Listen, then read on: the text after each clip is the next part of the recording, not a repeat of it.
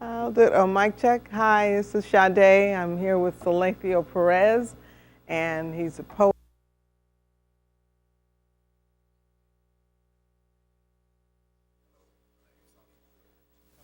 And I'm a poet and motivation. And hello, my name is Saletheo Perez. I'm a poet and motivational speaker. And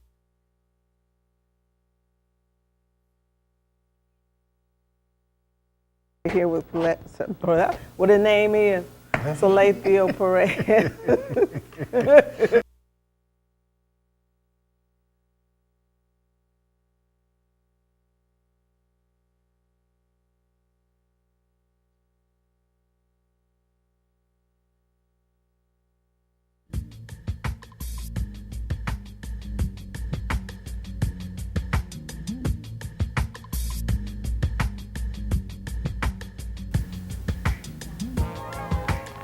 Welcome to Delta Renaissance. I'm your host, C.Sade Turnipseed, and on today's show, I am so honored to have this very, very gifted brother in the house. His name is Saletheo Perez. Welcome. well, hello. Welcome. Hey, how's it going? You're a poet, you're a motivational speaker, and I saw you performing at Vic Allen's showcase the other night over at the house, and you just rocked it. Thank you. And I was so impressed that I'm just honored that you can be here today. And so look out, y'all. This brother here, he got a lot to say, and it's heavy, and it's beautiful, and it's necessary. And so I just want to get on into it and just dive in. But I want to first establish, who are you and where are you from? Well, I'm originally from Chicago, Illinois. I'm 37 years old. I come here through trying to basically escape. I got incarcerated at the age of 16. I got out at the age of 36. I did while I was incarcerated. I decided to get myself together. It took some time, but I was blessed. Yahweh blessed me with the brain to start pulling myself together, and that's what I did. I started working on my education, and I became more passionate with my community as opposed to being destructive. I went to jail a gangbang, drug dealer, and always been academically smart. I just had bad behavior, and I just decided that it was time for me to grow up. Walked away from the game. I started putting in motion things that I felt like needed to be addressed while I was in prison. I'm one of the founding members of an organization in the last prison I was in. It was a violence prevention program, and we used to deal with issues to try to curtail the violence in our communities and address what started it. And when I got out, I continued. My goal is to continue doing so, and to use my yesterday to help somebody else's tomorrow. Yeah, I definitely feel all of that, and I feel that energy. I didn't realize that you had been incarcerated for 20 years. 20 years. Most of your life, all of your life. You went in at 16. 16 years old. So you were born in Chicago. Born in Chicago. And so your roots are here from the Delta? My mother, rest in peace, my mother passed away here last year in February. I got a sister here, my wife here, and I got a family. I got a pretty good sized family here. Well, no, all I can do is applaud you deeply and bow deeply to you. Thank you. And coming in from Chicago, which is where you're from, where is on the south side? West side Chicago. West side. So talk to us about that life, that early life growing up in Chicago. I know a lot about it, but I want you to really express, that reservoir of information so that folks can understand where you really come from. Well, typical. I guess they would call it the ghetto. I grew up. I had a good mom. I had a dad that, he was lost in a lot of things. And then I had a stepdad who I didn't respect much because I seen him as weak. He used to stay home, and I used to look at that as a weakness because my dad used to tell me that a man get out and work for himself. And I'm not understanding that a man does what's needed for the family. You don't necessarily have to be the one that's out working all the time. So disrespecting my stepdad a lot, and I gave my dad praises that my dad really didn't earn. And I didn't, I got a poem where I talk about like, I love the dad that abandoned me more than the one that raised me. Can you share that poem with us? Uh, You told me it was on the dome. yeah, now. but You didn't write none of this poetry down. That's a poem that it wells up a little bit too much for me. So we can handle it. I'll tell you what I can share with you. Okay. I can share anything else but that one. Wow. That must be a heavy piece. It is, and and like I said, it's and I got people's names in there that You gotta edit. because it's personal, yeah. And I wrote it from my heart, so I didn't write it to be seen really by everybody. So I wrote it from my heart, and I put people's names in there that I would rather edit before I release it to. Okay, because you are going to publish yes, ma'am. all of these. We're going to get into more of the other works as Yes, well, ma'am. but you do intend to publish, including that Yes, piece. ma'am. Crying out to my people. Crying out to my people. Is that the name of the book or the name of the poem? The name of the book is Crying Out to the book I'm working on to get published is called Crying Out to My People. The subtitle is The Blood is Life. Mm. And it's just me crying out to my people. Mm. I heard the cry. I heard it and I feel it too. So coming out of Chicago, coming out of that situation that you classified as gang warfare, more or less, and in that environment, and did whatever you did. We don't have to get into that, but you did do 20 years, Right. which is serious. Oh, I can go into Serious what happened. time. It's not. Well, that's on you if you want to. All right, well, at the age of 16, I gave a guy a gun. Mm. And I was convicted of giving him the gun and encouraging him to shoot. And I didn't think that it was that serious at the time. Now I realize that it was very serious, and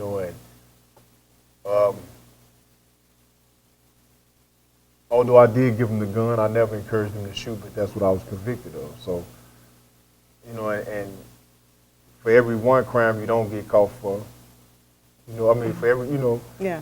we think we get away with stuff, but we don't. Right. And I'm not saying I was in the streets and I was doing what came with them streets, and I got what came with them streets, prison. Yeah. And But you didn't do the actual crime. No, I did. yourself. I did. I gave a guy By a gun. giving them guns. I gave him AK-47. Oh. So yeah, I did. Yeah, I did. that is. I was 16 years old, and yeah, I did that. That's the truth. Yeah. He got the gun from me. So Right. Okay, so we're going to take a break and come back and get more deeply into the story and the life of Saletheo Perez. So y'all come on back.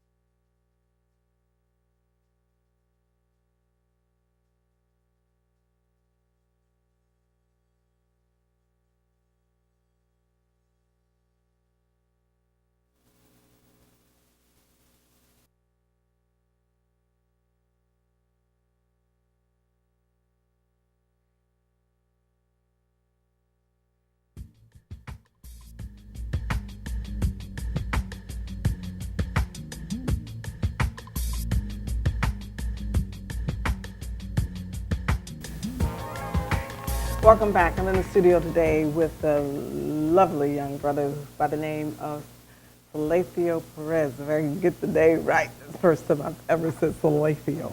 But Saletheo Perez, he's a brother who has had a serious life so far in his 37 years, 37. You say? So you've just recently gotten out and have been, hit the ground running here on the streets.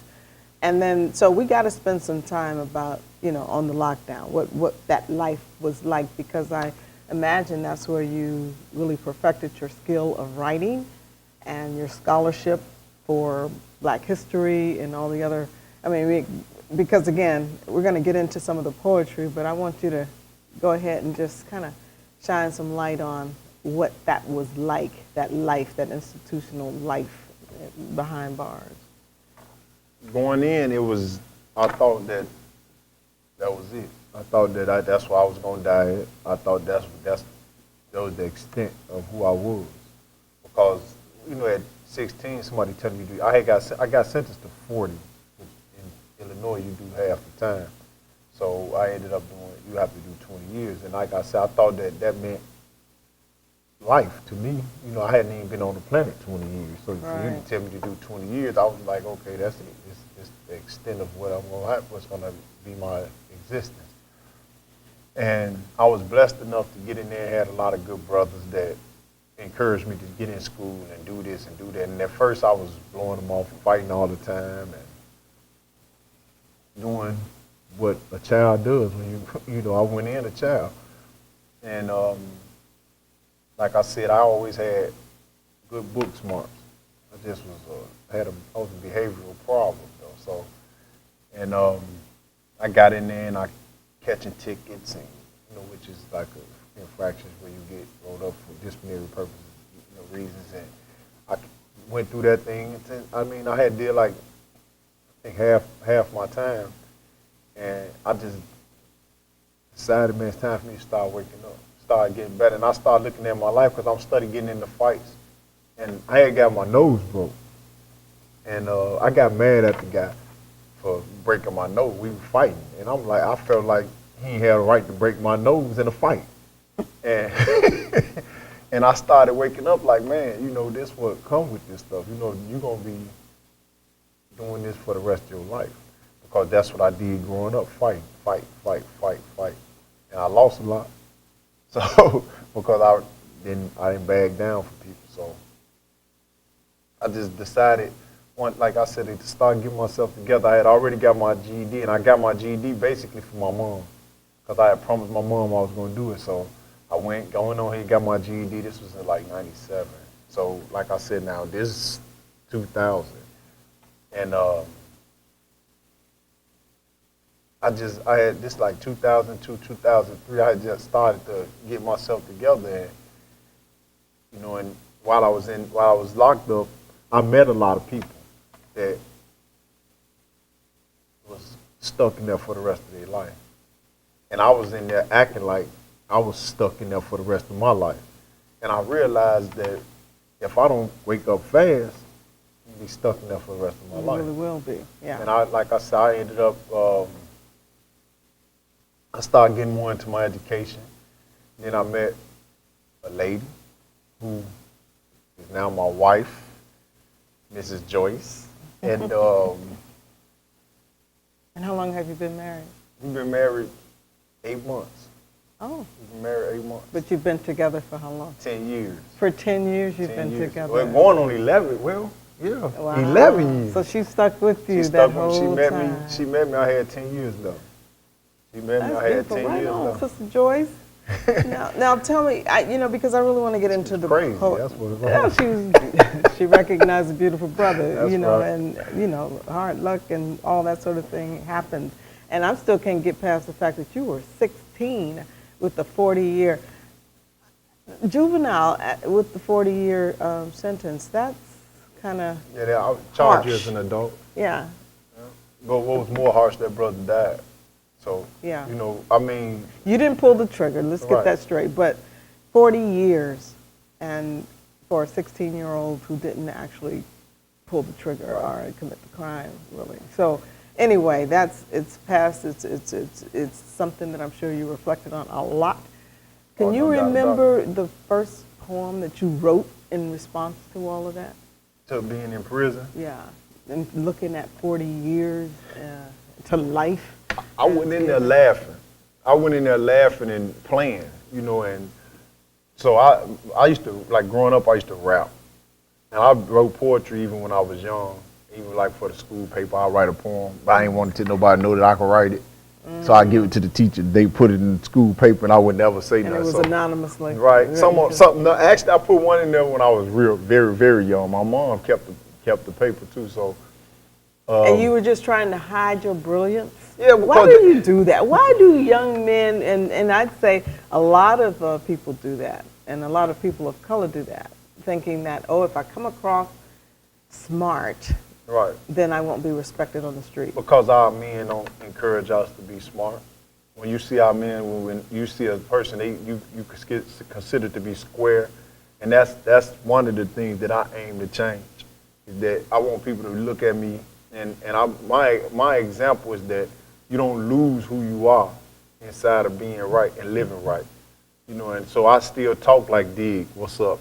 You know, Joe, what up, Charlie? You know, I still talk like that. I don't curse. And it's a person that talks to me, like I've had conversations with people and then they curse. I'm like, man, why? They're like, well, you have never heard me curse. Oh, really? You know, and I have cursed, and I haven't cursed in years and years and years. You know, used profanity in years and years and years. However, in my everyday conversation, you probably are missing the fact that I don't curse because I still have my. Okay, I want to hear something. I want to hear a piece of poetry. We got about 45 seconds before we take the next break. You got a nice, neat, short one that you can just kind of spin on real quick? You want me to just do a short one? Mm-hmm. This is us. I said, there's no more big wheel riding, marble playing, staying out late playing hide and seek. Because when the streets light lit, the sun is set, these fools gonna start to creep. So you can round up your kids, come back in, and be sure to close the drapes. Don't expect that call about little Paul pronounced dead at 10:08. Now, if you chose Route 8, you should be straight, but only for the time being. Because just as sure as water's wet, the sun will set, and them same fools, they will be trying to creep again. All right. So we're going to take a break on that, and we're going to come back. And the next voice you hear again is going to be that of Brother Perez, bringing us back from break. And I want you to hit him hard with it too, okay? Okay. All right, so y'all come on back. So now, I want your most favorite, most powerful piece. We're going to come back in with it. All right. All right. What you think? Huh? The one you love to do. Which one is that? Playing it forever. Huh? Okay. So we're going to come in on him. You guys, we're going to open up on him just doing a piece. All right. And so you're going to look into this camera and just spit. All right. I'm going to do that playing it forever one I did at the house. Okay. And take your time and just do it. All right. All right.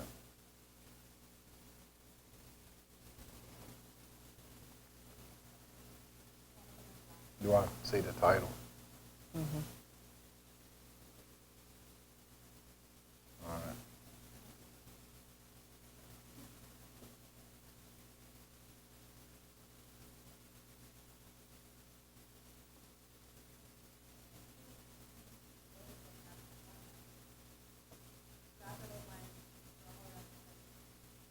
All right.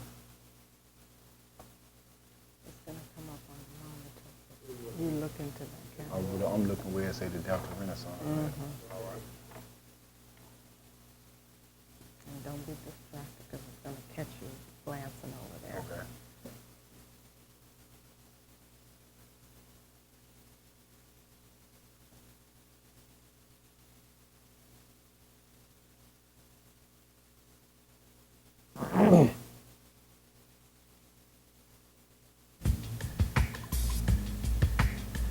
The name.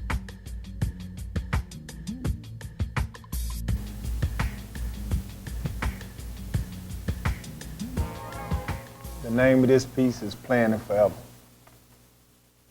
I've spent an unimaginable amount of time contemplating if I alone can carry a nation, and how hard it'll be for me to stand firm despite the things that I'll be facing.